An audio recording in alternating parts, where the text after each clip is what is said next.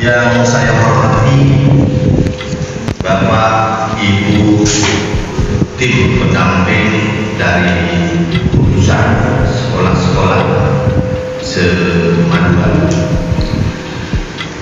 Yang saya banggakan Ketua PEM dan jajarannya, serta juga yang saya banggakan adik-adik mahasiswa panitia. Hingga pada akhirnya kepada adik-adik siswa di sini yang mungkin nanti sampai di akhir acara ini ya tidak masuk dalam kriteria yang 1, 2, 3 itu, Anda jangan terus merasa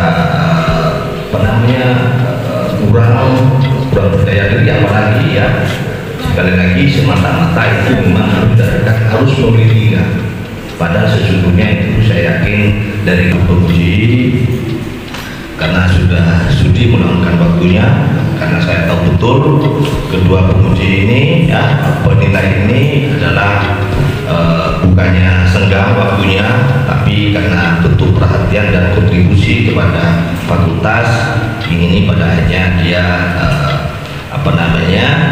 meluangkan waktunya untuk bersedia. Saya ucapkan terima kasih mewakili sebagai dekan di Fakultas Ilmu Administrasi ini. Jadi konteksnya umum. Jadi ini adalah suatu kebebasan bagi saya untuk memilih negara mana ataupun pemerintahan di mana saja yang akan saya jadikan dasar ataupun saya akan jadikan contoh untuk dijadikan argumen.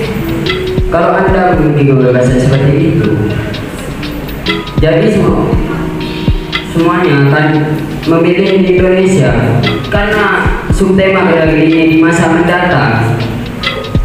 Anda pahami dulu ini apa artinya pemimpin di masa mendatang. Adalah hal yang sangat terikat.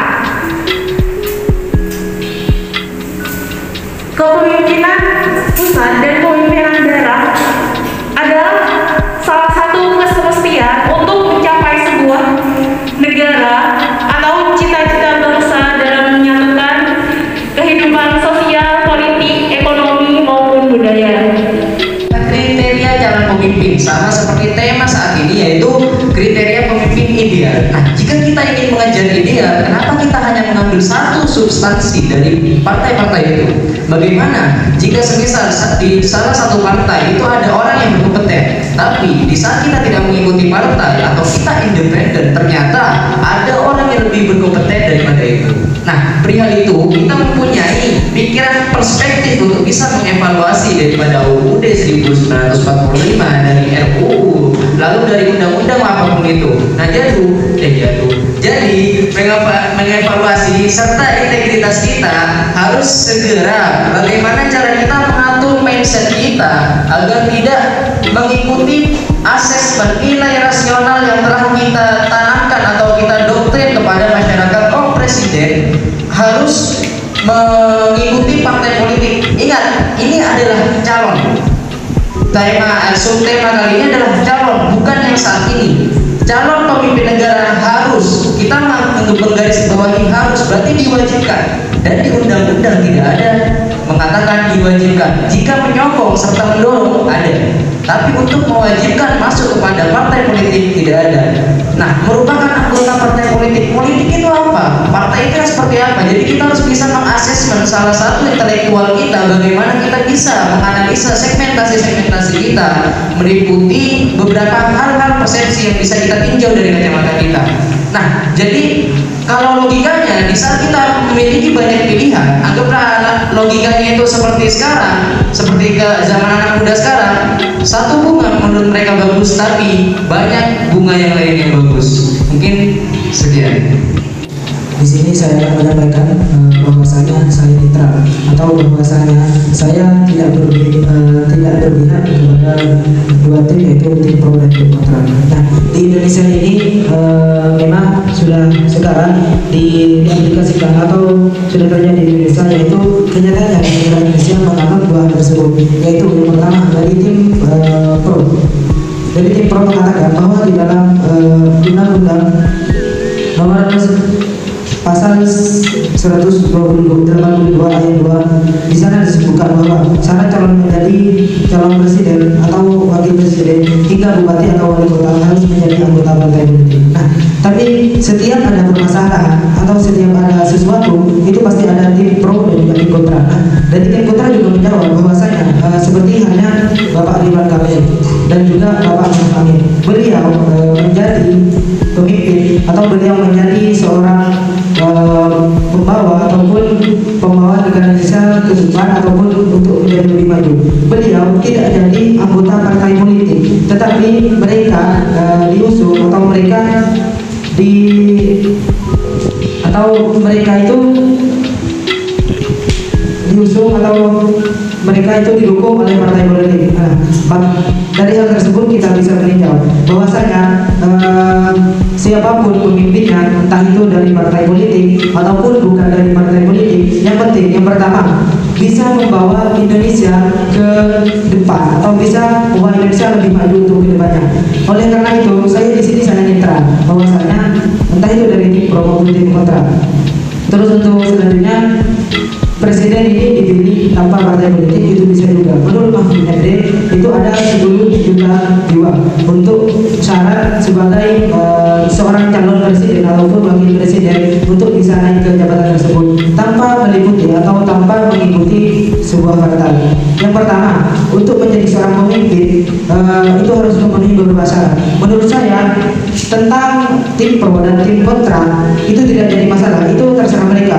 Kalau dari tim pro mengatakan bahwasanya untuk menjadi seorang pimpinan itu harus dari partai politik, ya oke, memang seperti itu yang dianut ataupun yang diterapkan di Indonesia. Terus yang kedua, dari tim kontra, beliau mengatakan bahwasanya ada juga pemimpin di Indonesia yang tidak berasal dari tim partai politik. Maka dari itu jalan tengahnya atau salah satu cara untuk menjadikan kita Indonesia lebih maju dan Indonesia lebih baik ke depannya itu yang pertama, yaitu seorang pemimpin harus memenuhi kriteria, yaitu yang pertama mempunyai integritas.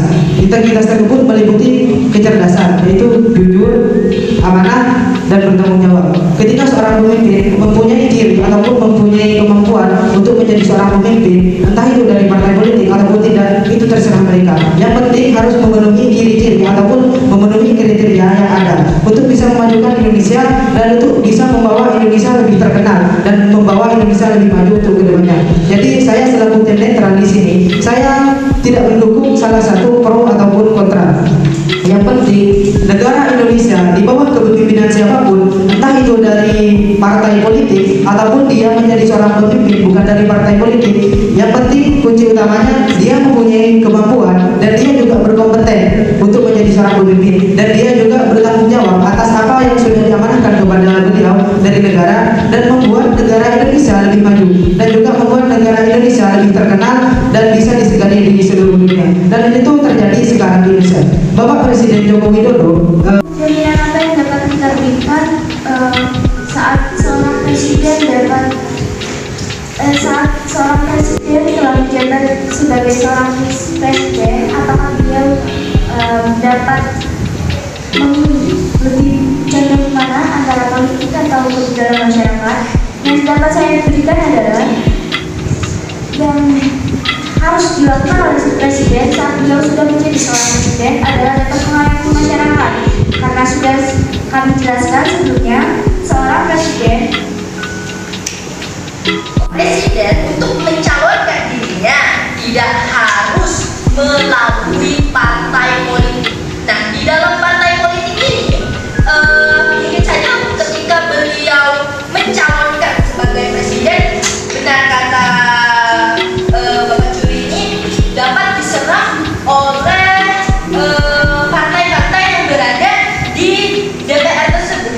Tetapi di sini saya bisa menjamin dengan Undang-Undang Dasar 1945 pasal 28G ayat 1, yaitu tentang perlindungan hak asasi manusia. Di sini kita bisa mempertahankan diri ketika berada di lingkup DPR RI, yaitu untuk